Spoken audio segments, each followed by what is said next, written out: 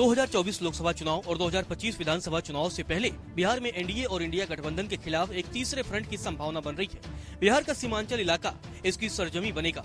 तीसरे फ्रंट में पप्पू यादव की पार्टी जाप, असदुद्दीन ओवैसी की पार्टी AIMIM और मुकेश सहनी की पार्टी VIP शामिल हो सकते हैं।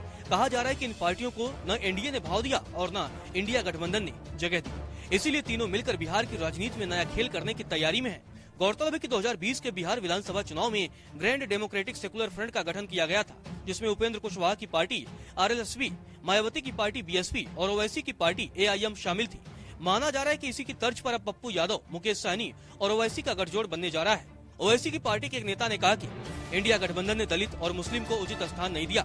इसमें शामिल दलों द्वारा इन दो वर्गों को उपेक्षित किया गया, इसीलिए अब हमारे पास तीसरा फ्रंट बनाने के अलावा कोई उपाय नहीं है। हमारी पार्टी दलित और मुस्लिम समाज के पिछड़ेपन के खिलाफ लड़ाई लड़ रही है, इसीलिए इन दोनों समाज के हितों की रक्षा के लिए हम तीसरा फ्रंट बनाने से पीछे नहीं हटेंगे। हालांकि अंतिम निर्णय पार्टी के हाईकमान असदुद्दीन ओवैसी ही लेंगे।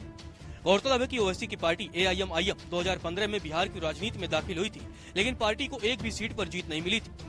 ओवैसी ने सीमांचल के रानीगंज सीट से पार्टी के एक दलित हिंदू को उतारा था। 2020 के विधानसभा चुनाव में ओवैसी की पार्टी AIMIM मजबूती के साथ उभरी। कुल 20 उम्मीदवारों ने चुनाव लड़ा, जिसमें 5 पर जीत हुई। इससे RJD को सीमांचल में बड़ा झटका लगा। बाद में RJD AIMIM के 4 विधायकों को तोड़कर अपनी पार्टी में मिलाने में कामयाब रही और एकमात्र विधायक अख्तरुल इमान बच गए। वहीं जन अधिकार पार्टी के मुखिया पप्पू यादव का दावा है कि बिहार की राजनीति में उनकी पार्टी की ताकत को नजरअंदाज नहीं किया जा सकता। उनका दावा है कि पार्टी पूर्णिया, मधेपुरा, सुपौल, अररिया जैसी पार्लियामेंट्री सीटों पर हुई जीत का मादा रखती है। पप्पू यादव ने संकेत दिए कि पार्टी 12 लोकसभा सीटों पर अपने उम्मीदवार उतारेगी।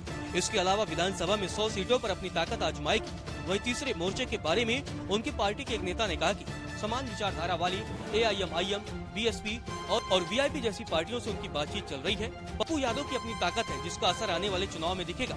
हालांकि RJD के एक नेता ने दावा किया कि पप्पू यादव बिहार में अपनी सियासी जमीन खो चुके हैं।